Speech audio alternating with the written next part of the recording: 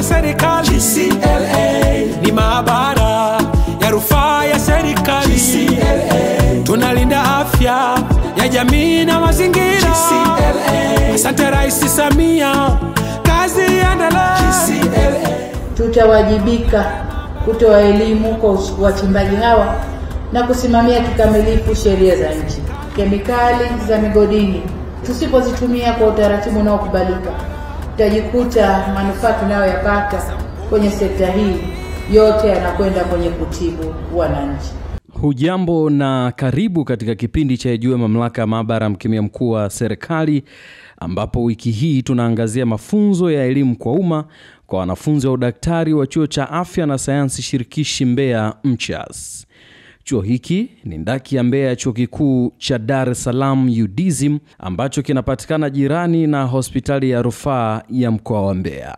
Mamlaka ya Maabara ya Mkemia Mkuu wa Serikali ilianzishwa chini ya sheria namba 8 ya mwaka 2016, ambayo pamoja na majukumu mengine, sheria hii inaipa mamlaka jukumu la kutoa elimu kwa wadau. Mamlaka ya Maabara ya Mkemia Mkuu wa Serikali kupitia mpango wa elimu kwa umma imetoa elimu kwa wanafunzi wa udaktari wa Chuo cha Afya na Sayansi Shirikishi Mbeya. Kaimu mkuu wa Chuo cha Afya na Sayansi Shirikishi Mbeya, ambaye ni mkuu wa idara ya Social Science katika chuo hicho, Profesa Mwajabu Posi, anawasihi wanafunzi kutumia fursa hii adhimu ya kujifunza. Hapa ni fursa kubwa ambayo itawezesha huko mnakokwenda kuweza kufanya kazi zenu kwa uadilifu na uaminifu. Kwa hiyo tuna ratiba yetu ambayo inatakiwa ianze saa 7 mpaka saa 11. Kwa hiyo bila kupoteza wakati, ningeomba niseme kwamba shughuli sasa imeanza rasmi. Wataanza kujitambulisha jinsi tunavyokwenda ili tuweze kwenda na muda. Narudia tena, tuwe waadilifu, tulie vizuri na tusikilize kwa uzuri sana, kwa sababu hapa tunakuja kuvuna. Tunakuja kufanyaje? Haya, karibuni sana. Lengo la kutoa elimu ni lipi hasa?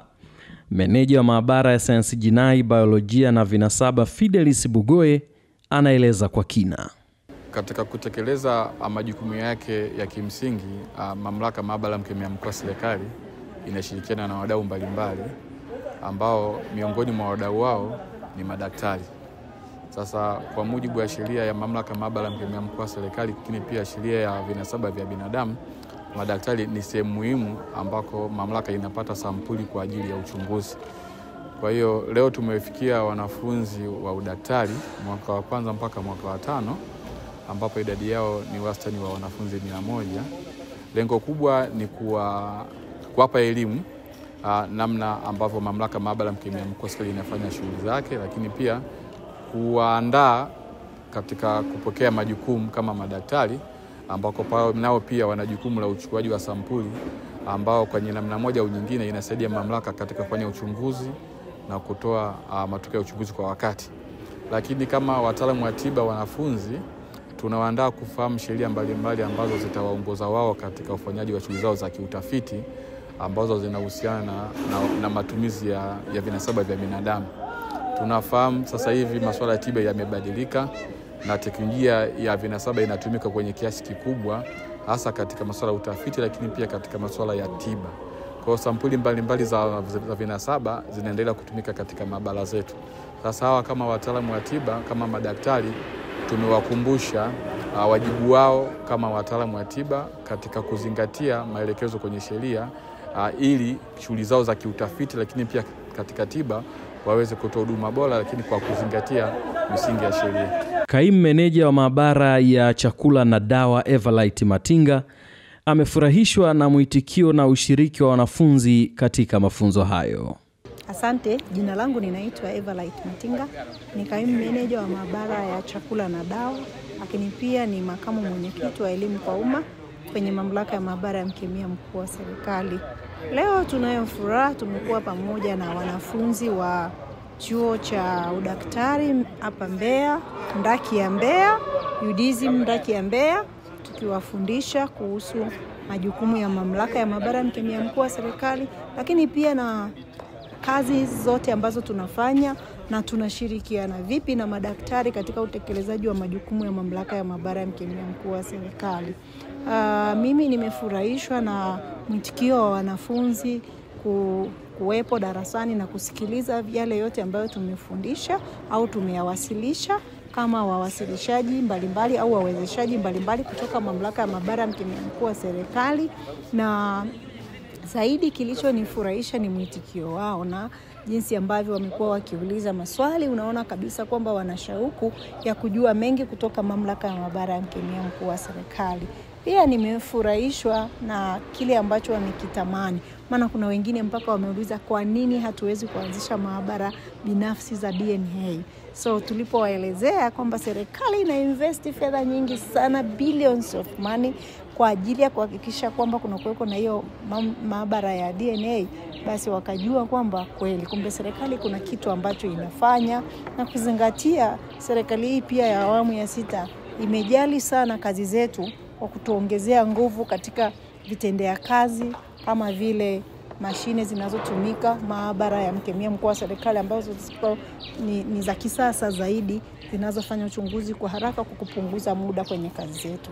Kwa hiyo ninafurahia mwitikio wa wanafunzi, na pia wao wametamani kwamba masomo kama haya yangekuwa yako ndani ya topics au mada wanazofundishwa. Ninafikiri hilo ni swala la kulichukua na kulipeleka ili tuweze kuliwasilisha kwa Mkemia Mkuu wa Serikali ambaye yeye ndio mwenye mamlaka ya kuwasilisha itakuwaje na tutafanya kazi vipi na wanafunzi au na vyuo vya udaktari, kwa sababu tumekuwa tukiwapa elimu muda na nyakati mbalimbali. Kuanzia miaka ya nyuma huko tumekuwa tukitembelea vyuo na kuwapa elimu, kuwaelimisha kwamba madaktari tunahusiana vipi katika kazi zetu za uchunguzi wa kimaabara kama Mamlaka ya Maabara ya Mkemia Mkuu wa Serikali.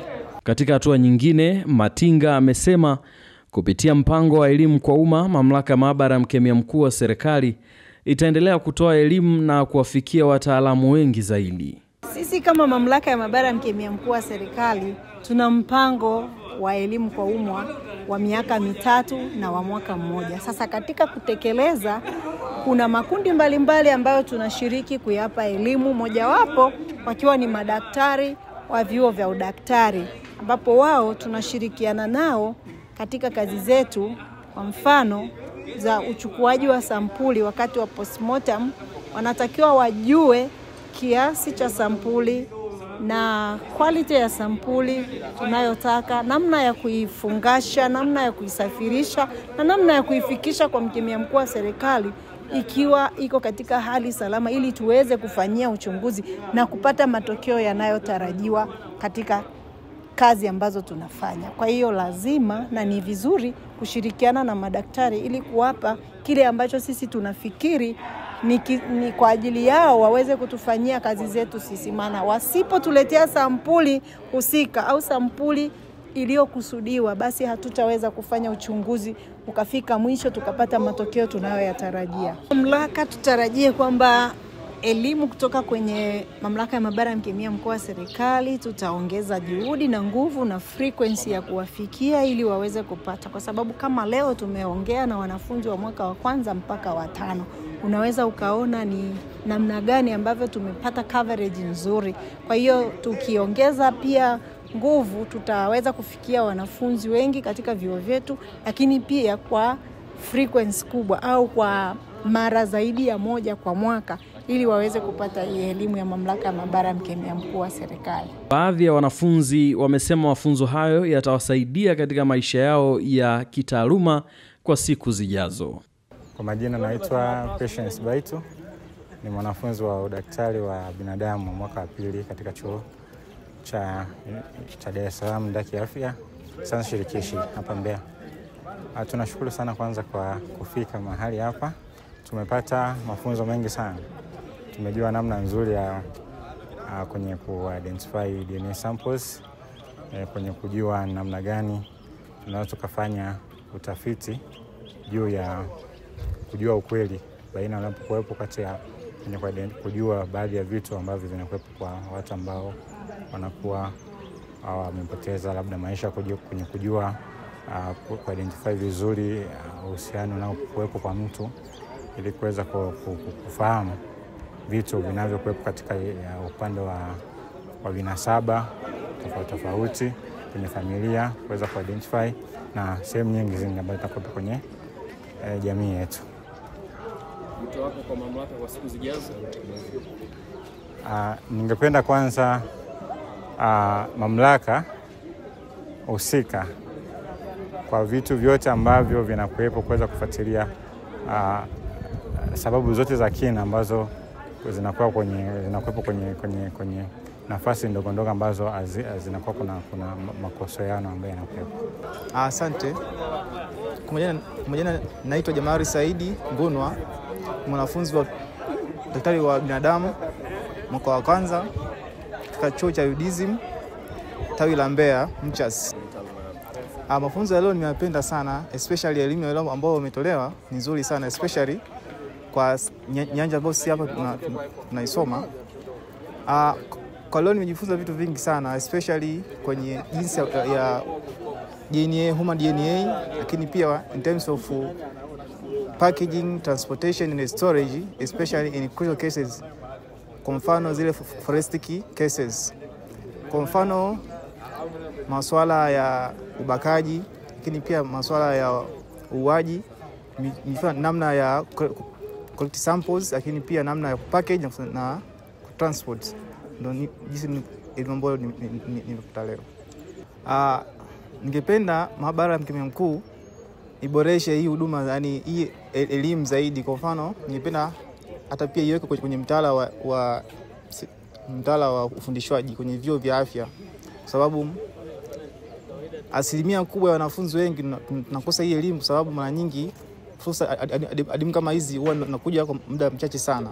Kwa hiyo ningependa kwamba wanafunzi ambao napata hii elimu, lakini pia mkemia mkuu yani angetoa propose kwamba iongezwe kwenye mtaala hii elimu yetu ambayo tunaisoma, kwamba wanafunzi ambao wanamaliza wana elimu ya ziada zaidi kwenye masuala ya forensic cases. Naitwa Estelia Mhoja, ni mwanafunzi wa daktari mwaka wa 5. Binafsi kuna vitu ambavyo nimejifunza ni vingi, sio kimoja. Cha kwanza kabisa ni kuhusiana swala zima la uchukuaji wa sample na usafirishaji na utunzaji. Sikuwa nafahamu kama kwamba tunavyoweka sample kwenye formalin ina athiri wakati wa kufanya DNA sequencing. Kwa siku ya leo nimeweza kujifunza hicho. Pia kitu kingine nimejifunza namna ya kuchukua sample kama damu, hatutakiwi kuweka kwenye red purple top container, tunatakiwa tuweke kwenye purple top container. Na kitu kingine namna ya kuchukua sample kwa mwili ambao umeshakwisha kufa, yani mtu aliyefariki kwa muda mrefu, kuweza kupata uchunguzi zaidi tunatakiwa tuchukue kwenye mifupa na sio katika sehemu zingine. Kiujumla mmefanya vizuri, labda kwenye kuboresha, labda ni katika kutoa vitu vingi zaidi ya vile ambavyo mmeweza kutoa leo, kwa sababu pia ya muda. Labda siku nyingine unaweza kutumia muda mkubwa zaidi, kwa sababu leo mlikuwa mna summarize, kwa sababu ya muda mnakimbia mna rush, lakini next time unaweza mkaweka muda mkubwa na mtu akapata wigo mzuri wa kuweza kujifunza. Sio mara nyingi, unaweza mkaje hata mara moja au mara ngapi, lakini mkaweka muda mrefu wa kuelezea vitu kwa undani zaidi na kusiwe na limitation ya muda. Asante. Naitwa Teodora Zakaria Binga, mwanafunzi wa daktari mwaka wa 5 katika chuo kikuu cha Dar es Salaam ndaki ya Mbeya. Moja ya kitu kwanza nilichonufaika ni namna jumla yote kuhusu mambo ya maabara na mkemia mkuu, kuanzia masuala ya DNA test, kuanzia mambo ya forensic science, yote yamekuwa ni namna ambayo imeniongezea elimu. Na moja ya kitu kama mimi daktari imenisaidia sana namna ya kuchukua sample, hata kwa watu ambao wamepata ajali, watu wengi sehemu gani za kuchukua sample. Yote ni mambo ambayo tumejifunza siku ya leo, kwa hiyo imekuwa faida sana. Okay, wito wangu kwa wakati mwingine naona kama kuna vitu vingi sana vya kuelezea zaidi, kwa hiyo tunahitaji muda zaidi, hasa kwenye swala la DNA testing. Najua watu wengi walikuwa na maswali lakini muda ulikuwa mfupi sana. Kwa naomba jambo la kuboresha, naweza kupanga ratiba vizuri, tukapata muda mzuri wa kuuliza maswali kama wanafunzi na kuelezewa zaidi. Rais wa serikali ya wanafunzi MCHAS, Boniface Tobias, ameishukuru mamlaka ya maabara ya mkemia mkuu wa serikali kwa kutoa mafunzo mazuri yenye msaada mkubwa kitaaluma, kwani elimu inayotolewa na mamlaka ya maabara ya mkemia mkuu wa serikali haipatikani hata katika mitaala ya madaktari. Kwa majina mimi naitwa Boniface Tobias, Ni rais wa serikali ya wanafunzi chuo kikuu cha Dar es Salaam kampasi ya Afya na Sayansi Shirikishi Mbeya. Tumeshukuru kupokea ugeni kutoka ofisi ya mkemia mkuu wa serikali na kwa uongozi wa kanda ya Mbeya kwa ajili ya mafunzo ambayo yanasaidia sana wanafunzi. Kwa namna pekee sana tuwashukuru wao kwa muda wao na kwa jinsi walivyojitolea kwa ajili ya kupatia elimu hii. Nashukuru kwamba sio mara ya kwanza na kwa uwepo wangu chuoni hii ni mara ya pili, na mwaka juzi pia tuliwaona, na kwa mara ilikuwa ni mara ya pili kwa kupokea ujio wenu. Ni jambo ambalo tunali appreciate sana, tunatamani muendelee kufanya hivyo. Maana kwa ujio wenu mmetupatia maarifa ambayo pengine hatuyapati katika mitaala yetu ya kawaida. Kwa masuala ambayo mmezungumza leo kuhusiana na namna ya uchukuaji wa sampuli, kusafisha sampuli na namna ambavyo ofisi ya mkemia mkuu wa serikali inafanya majukumu yake katika kuhudumia wananchi. Kwa tunajikuta kwanza kwamba hata sisi ambao tunafanya upande wa madaktari ni sehemu kubwa sana katika ushirikiano na ofisi hii. Kwa hiyo tusipokuwa na elimu ya kujitosheleza, tutajikuta tunaharibu sampuli au tunashindwa kupata majibu yale ambayo yanapaswa kupatikana kwa manufaa ya wananchi. Kwa mwisho wa siku wananchi wanashindwa kunufaika na huduma yetu ambayo tunapaswa tuipatie. Kwa hiyo jambo hili tunalishukuru na tunatamani liendelee kufanyika kila siku na kuwa na ushirikiano wa mara kwa mara. Na ikiwezekana pia basi kuwe na integration ya mitaala inayo train madaktari, basi kuwe na component ambayo inakuwa na mambo haya muhimu ambayo yatasaidia jamii na madaktari kwa ujumla. Kwa sababu tutatoka hapa tukiwa na elimu ya udaktari, lakini kwa naopaswa kuwajibika kwa mamlaka kwa ajili ya kuyafanya mambo haya kwa uzuri, tunajikuta hatuna maarifa ya kuweza kuyafanya mambo yale na pengine tukakwamisha majibu, sio kwa kujua, sio kwa makusudi, lakini kwa kutokupata elimu hii ambayo wanafunzi wanapaswa waipate. Kwa hiyo tunawashukuru sana kwa ile ambayo mnaifanya. Ni fursa ya kipekee kwa sababu sasa hivi dunia inakwenda, sasa tunakwenda kutibu kwenye level ya genetics. Tunakwenda kwenye level ya mwisho kabisa kwenye stem cells na namna ya kusaidia wagonjwa wetu. Tumeshuhudia kwa sasa hivi kuna mabadiliko makubwa kwenye nchi. Kwa sasa wagonjwa wengi ambao wana changamoto ya sickle cell wanatibiwa kwa upandikizaji wa uroto ambao unahitaji pia mambo ya DNA yanayokwenda mpaka huko. Kwa hiyo kwa kutumia fursa ambayo imetolewa, ni nafasi ya pekee sasa kwa wanafunzi kuweza kufikia tafiti ambazo zitakwenda kufanya pengine kugunduaji wa magonjwa na pengine kugundua matibabu ambayo yanaweza kusaidia kutibu wananchi. Na hii sio tu kwa wanafunzi, maana wanafunzi wanapaswa kushirikiana na waadhiri wao kwa ajili ya kulifanikisha hili. Kwa hiyo waadhiri wakishachangamkia fursa hii na wakawashirikisha wanafunzi, tutakuwa tunakwenda kupiga hatua katika kuboresha matibabu yetu na pengine pia kugundua magonjwa ambayo yalikuwa yanatusumbua na kupata usuluhisho wake ambao ni matibabu kwa ajili ya kuwahudumia wananchi wetu. Kaimu mkuu wa Chuo cha Afya na Sayansi Shirikishi Mbeya, Profesa Mwajabu Posi, amesema mafunzo hayo yatawasaidia sana wanafunzi hao pale watakapomaliza muda wao wa masomo. Kwanza mimi nimashukuru sana kwa sababu nimefurahi kwamba wanafunzi wetu wamepata kitu kutoka kwenu. Na ili kukubali kuja hapa, unajua si rahisi kutoka kule na kuja hapa, kwa sababu wanafunzi wetu sasa wameweza kujua namna ambavyo watashughulikia mambo mengi, hususan katika mambo ya vinasaba. Nimeona kila mwanafunzi alikuwa na nukuu, hata mimi mwenyewe nilikuwa na nukuu kuona kwamba kumbe kuna haya mambo yanaweza kutokea. Unapimwa vinasaba, kumbe umebambikiziwa, kwa hiyo inakuwa kwa kweli si vizuri kama huna uelewa, na tukijua kwamba hawa wakitoka hapa ndio watakaokuwa madaktari ambao watahudumia watu kwa kweli, na tumelipokea vizuri sana na wala hatutachoka hata kama mwaka kesho tena mkija, tukiona kwamba tumeweza kukubali na nyie mkaja tukaweza kuwa pamoja, itakuwa ni vizuri sana. Mamlaka kwa siku zijazo, kwa mfano mimi niseme ukweli kwamba ndio mara ya kwanza kwa miaka yangu 7 ambayo nimekaa hapa. Kwa hiyo ningependa kwamba kuwe na mpango mahususi ambao umeandaliwa vizuri, kwamba tunakwenda kwa mwaka huu tunakwenda Mbeya, tunakwenda chuo gani, yani vyuo vyote vya afya vipate haya maelekezo. Lakini pia sio vyuo vyote tu, sio vya afya tu.